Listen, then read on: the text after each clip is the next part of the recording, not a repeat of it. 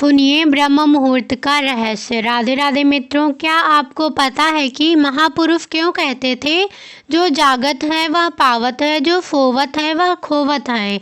हम अक्सर अपने परिवार के बुजुर्ग लोगों से सुनते हुए आ रहे हैं कि सुबह जल्दी उठना चाहिए। वे हमें सुबह उठने के 1000 फायदे गिनाते हैं। सभी बच्चों की माँ अपने अपने बच्चों को स्वयं सुबह जल्दी उठाती हैं, किंतु हमारी नई पीढ़ी तो देर रात तक जागते हैं और सुबह देर तक सोने को बड़ा ही फैशनेबल मानती हैं। दरअसल हमारे परिवार के लोग सुबह जल्दी उठने को लेकर जो भी बातें बताते हैं, उनके पीछे बहुत बड़ी आध्यात्मिक बातें छुपी हुई हैं। इतना ही नहीं, सुबह जल्दी जैन का विज्ञान भी कहता है। वही विज्ञान उन्हें उनके पूर्वजों ने सिखाई थी और अब वह हमें सिखा रहे हैं।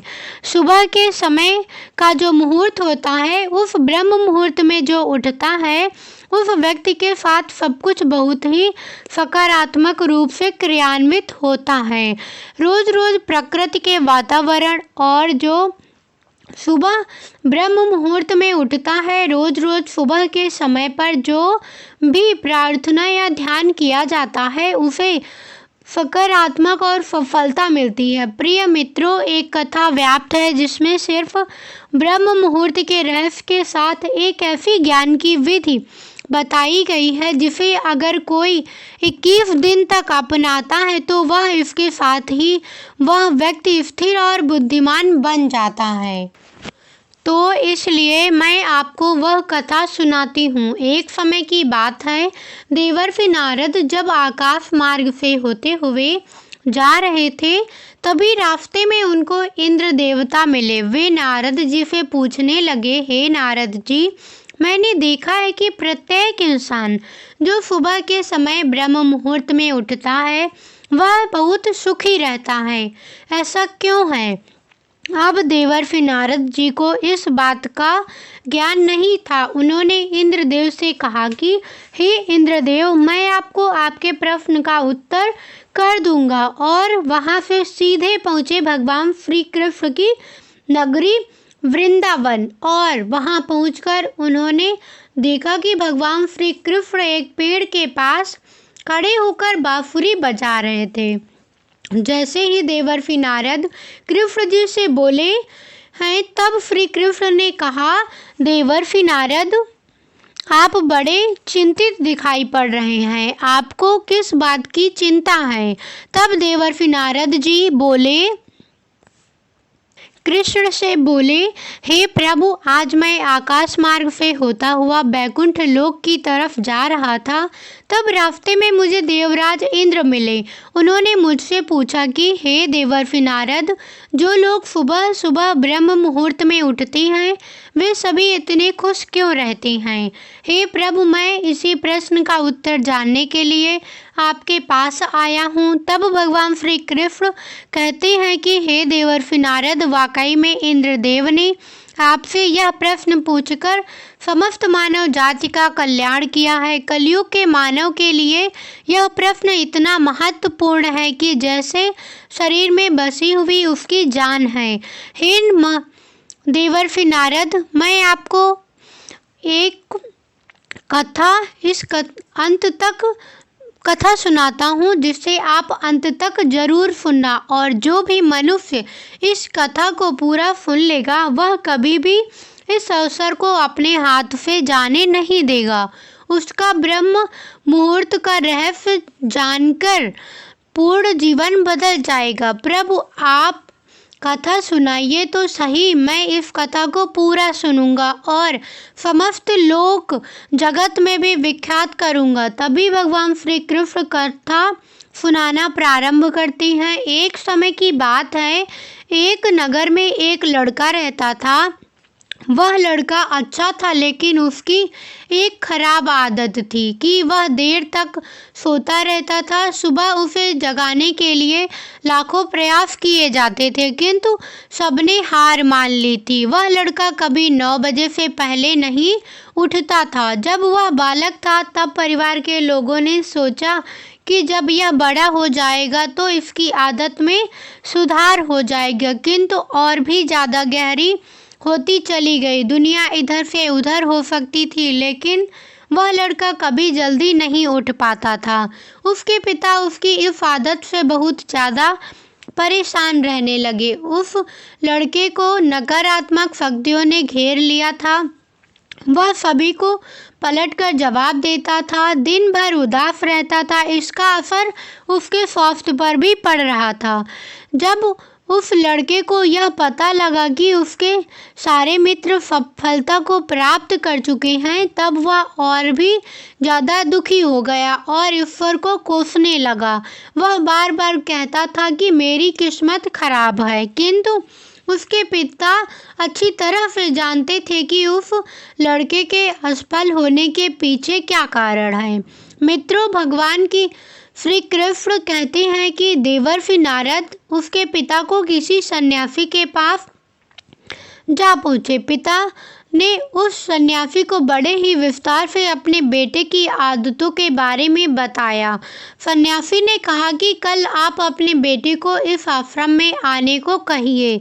पिता घर की ओर चला गया। उन्हें पता था कि अगर वह सीधे तरीके से बेटे को सन्यासी से मिलने के लिए कहेगा तो वह कभी तैयार नहीं होगा। उन्होंने अपने बेटे को अपने पास बुलाया और कहा, तुम्हारे सारे मित्र जीवन में सफलता प्राप्त कर चुके हैं, क्या तुम सफल नहीं होना चाहते हो? लड़के ने उत्तर दिया, जरूर पिताजी, किंतु जब भी मैं अपने मित्रों से उनकी सफलता का रहस्य पूछता हूँ तब वह मुझे कुछ अन्य बताते हैं। पिता ने कहा, मुझे यह रहस्य पता चल गया है, किंतु वह सभी क्यों सफल हो जा रहे हैं? लड़के ने बड़ी उत्सुकता से पूछा, क्या पता चला है? पिताजी, कृपया एक करके मुझे बताइए। एक सन्यासी के आश्रम में जाकर उनसे मिलना है। यदि तुम वहां पर समय से पहुंच गए तो वह सन्यासी तुम्हें ऐसा मंत्र बताएगा जिससे तुम सफल हो जाओगे, किंतु समस्या एक ही है। लड़के ने पूछा, क्या समस्या है? पिता ने कहा कि जब तक तुम सोकर उठोगे तब तक सन्यासी से मिलने का समय समाप्त हो जाता है। लड़के ने कहा कि पिताजी, मैं कल पूरी रात जागता रहूँगा और सुबह सन्यासी से मिलकर आऊँगा। पिताजी ने कहा, ठीक है, सदैव उस सन्यासी की आज्ञा को मानना। पिता की बातें सुनकर वह लड़का बहुत अधिक उत्सुक हुआ। जीवन में पहली बार उसने रात्रि जागरण किया, किंतु थोड़े ही समय में उसे नींद आ गई और वह सो गया। अगली सुबह जब वह उठा तो पता लगा कि सन्यासी से मिलने का समय समाप्त हो गया है। पिता ने लड़के को कभी सफल नहीं हो पाओगे, जाओ जाकर सो जाओ, ऐसा कहा। पिता की यह बात सुनकर लड़के को बहुत दुख हुआ। उसने मन ही मन स्वयं को चुनौती दी कि कल सुबह वह सन्यासी से मिलने अवश्य जाएगा। अपने हाथ में एक छोटा सा घाव बना लिया। दर्द के कारण उस लड़के को रात भर नींद नहीं आई। ऐसा पहला अवसर था जब उसने अपने जीवन में पहली बार सूर्योदय देखा था। वह तुरंत ही तैयार होकर सन्यासी से मिलने के लिए चला गया। आज उसका अनुभव कुछ अलग था। वह बेहद शांत महसूस कर रहा था। चलते चलते वह लड़का जैसे ही सन्यासी के आश्रम में पहुंचा, वहां पर उसने देखा कि सन्यासी और उनके सभी शिष्य ध्यान लगाकर बैठे हुए हैं। ध्यान का समय समाप्त हुआ तब लड़का उस सन्यासी के पास पहुंचा और उन्हें प्रणाम करते हुए बोला कि आपके पास कोई ऐसा मंत्र है जिससे मैं सफल हो सकता हूँ? कृपया करके मुझे वह मंत्र बताइए। और उन्होंने मुझे तुम्हारे विषय में सब कुछ बताया है। मैं तुम्हें वह मंत्र अवश्य बता देता हूँ। किंतु अब लड़के ने जैसे ही किंतु शब्द सुना, लड़का घबरा गया। उसने पूछा, किंतु क्या गुरुदेव? सन्यासी बोले, मैं तुम्हें वह मंत्र बताऊंगा, किंतु अगले 21 दिनों तक तुम्हें मेरी आज्ञा माननी होगी। मैं तुम्हें वह मंत्र 21 दिनों के बाद बताऊंगा। तब तक मैं तुमसे जो भी कार्य कहूँगा तुम्हें वह करना होगा। यदि तुम असफल हुए या कार्य के बीच से तुम्हारा संकल्प टूट गया, तब उस मंत्र का असर नहीं होगा। दृढ़ निश्चय के साथ उस लड़के ने कहा, हे गुरुदेव, मुझे आपकी सारी आज्ञा स्वीकार है। अगले 21 दिनों के लिए मैं आपका दास हूँ। आप जो भी मुझे केवल और केवल उस मंत्र के बारे में जानना है। सन्यासी ने कहा, ठीक है, कल से तुम्हारा कार्य शुरू होगा। तुम इस आश्रम में निवास करोगे। वह लड़का आश्रम में रहने के लिए तैयार हो गया। सन्यासी ने कहा कि यहाँ रहते हुए तुम्हें ब्रह्म मुहूर्त में उठना होगा और दूसरे शिष्यों की तरह ध्यान और तप करना होगा। साथ ही तुम आश्रम के कार्यों में भी सहायता करनी होगी। ध्यान रहे, यह संकल्प टूटना नहीं चाहिए। अब लड़का सन्यासी की बातों से सहमत हो गया। अगले दिन से उसके कार्य के दिन की शुरुआत थी। इस बार लड़के ने इतना दृढ़ निश्चय किया था कि किंतु 1 सप्ताह बीतने के पश्चात ही उसका संकल्प टूट गया और 8वें दिन देर तक सोता रहा। जब वह जागा तो उसने कहा कि मुझे कितनी बड़ी भूल हो गई है। वह रोते हुए सन्यासी के पास गया। सन्यासी उसे समझाते हुए कहा कि एक बार फिर से शुरुआत करो, फिर से संकल्प करो। लड़के ने सन्यासी से प्रश्न किया कि सुबह उठना इतने में उठने के पीछे क्या कारण है? आप सभी लोग इतनी जल्दी क्यों उठ जाते हैं? तब सन्यासी ने लड़के को समझाते हुए कहा, सुबह यानी ब्रह्म मुहूर्त में उठने के पीछे बहुत बड़ा विज्ञान छुपा हुआ है। लड़के ने कहा कि कृपया करके मुझे वह विज्ञान बताने की कृपा करें। सन्यासी ने कहा कि रात्रि को 4 पहर में बांटा गया है। पहले रुद्र काल, जिसका समय शाम 6 बजे से लेकर 9 बजे तक होता है। दूसरा रक्षा काल, जिसका समय 9 बजे से लेकर 12 बजे तक होता है। तीसरा गंधर्व काल, जिसका समय रात्रि 12 बजे से 3 बजे तक होता है, जिसका समय रात्रि 12 बजे से 3 बजे तक होता है। और सबसे अंत में जो पहर आता है उसे मनोहर काल कहते हैं। इस समय को ब्रह्म मुहूर्त या अमृत बेला के नाम से भी जाना जाता है। इसका समय 3 बजे से सुबह 6 बजे तक होता है और सकारात्मक शक्तियाँ सक्रिय होती हैं। ब्राह्मण अर्थात देव मुहूर्त, इसमें 3:30 से लेकर 5:30 तक बहुत ही महत्वपूर्ण समय होता है। यह वह समय होता है जब पूरे संसार की नकारात्मक शक्तियाँ निष्क्रिय अवस्था में होती हैं और सकारात्मक शक्तियाँ सक्रिय होती हैं। ब्रह्म अर्थात देव मुहूर्त अर्थात ब्रह्म मुहूर्त का अर्थ देवों का समय होता है। सन्यासी आगे कहते हैं, इस समय सभी देव धरती पर विचरण कर रहे होते हैं और जागृत मनुष्य पर उनका बड़ा ही सकारात्मक प्रभाव पड़ता है। ब्रह्म मुहूर्त ऐसा समय होता है जिसमें नहीं होते हैं और जब इस समय व्यक्ति अपनी पुस्तक खोलकर पाठ का अध्ययन करते हैं तो उन्हें सब कुछ जल्दी याद भी होता है और यह लंबे समय तक याद भी रहता है। ब्रह्म मुहूर्त ऐसा समय है जिसमें हम ध्यान को समझने का प्रयास करते हैं। इस कारण आश्रम के सभी शिष्य और संसार में बहुत से ज्ञानी लोग ब्रह्म मुहूर्त में ही उठ जाते हैं। प्राचीन काल में रोशनी का कोई स्रोत न होने के कारण लोग अपने दिन का समापन सूर्यास्त के साथ और आरंभ सूर्योदय के साथ करते थे। यह एक तरीका है जिससे मानव जीवन प्रकृति के साथ तालमेल बनाकर चलता है। उस लड़के ने कहा, ठीक है गुरुदेव, मैं कल से अपना संकल्प फिर से शुरू करता हूँ, किंतु ब्रह्म मुहूर्त में उठकर मुझे क्या क्या करना चाहिए? तब उस सन्यासी ने कहा, मैं तुम्हें बताता हूँ कि ब्रह्म मुहूर्त में क्या और कैसे करना चाहिए। सबसे पहले उठने के बाद सबसे पहले धरती माता को प्रणाम करना चाहिए। सन्यासी आगे कहते हैं, अपनी हथेलियों की ओर और ईश्वर को धन्यवाद दो कि उन्होंने तुम्हें आज का सूर्योदय देखने का अवसर दिया। इसके बाद नित्य कर्म और स्नान करने से शरीर ही नहीं बल्कि मन की शुद्धता भी बढ़ती है। स्नान करने के पश्चात ज्ञान की प्रक्रिया होती है।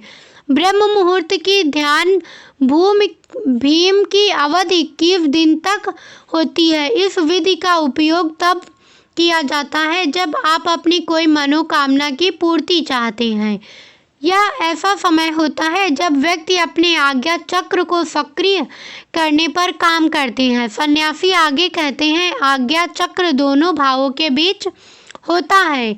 यह संकल्प का स्थान भी कहा जाता है। अगर इस चक्र पर केंद्रित किया जाए और अपनी मनोकामना को बार बार दोहराया जाए तो मात्र 21 दिनों के भीतर वह पूर्ण हो जाती है। अगर आपके मन में कोई, तब सबसे पहले उसे मनोकामना का स्पष्टीकरण कर लें।